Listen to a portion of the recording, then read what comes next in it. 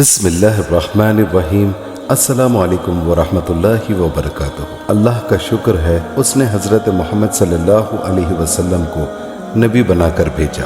پیارے نبی صلی اللہ علیہ وسلم نے ہمیں سیدھی راہ دکھائی، ورنہ ہم بھٹکتے پھرتے اور آخرت میں حساب و کتاب کے دن بڑی شرمندگی ہوتی۔ پیارے نبی صلی اللہ علیہ وسلم بچپن ہی سے بہت نیک، سچے اور امانت دار تھے۔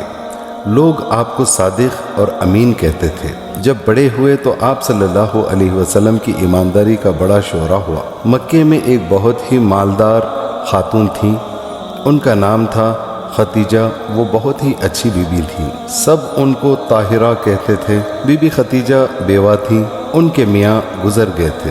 وہ اپنی دولت تجارت میں لگانا چاہتی تھیں، مگر کوئی ایسا ایماندار آدمی نہیں مل سکتا تھا جس سے وہ تجارت کرواتی۔ جب انہوں نے پیارے نبی صلی اللہ علیہ وسلم کی ایمانداری کا حال سنا تو آپ صلی اللہ علیہ وسلم سے تجارت میں مدد چاہی۔ حضور نبی کریم صلی اللہ علیہ وسلم نے ان کا مال لے کر دور دور تجارت کے لیے گئے۔ بڑا نفع ہوا، واپس آ کر پائی پائی چکا دی۔ آپ صلی اللہ علیہ وسلم کی ایمانداری دیکھ کر بی بی ختیجہ رضی اللہ تعالیٰ عنہ بہت خوش ہوئی، آپ کو نکاح کا پیغام دیا اور شادی کر کے خوش رہنے لگی۔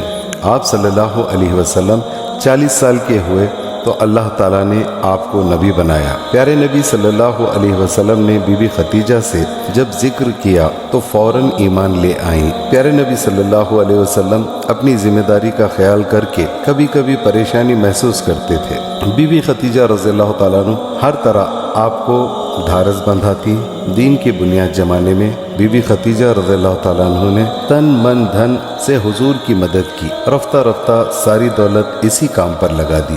اگر آپ نہ ہوتی اللہ کا دین قائم کرنے میں پیارے نبی صلی اللہ علیہ وسلم کو اور زیادہ زحمت اٹھانی پڑتی۔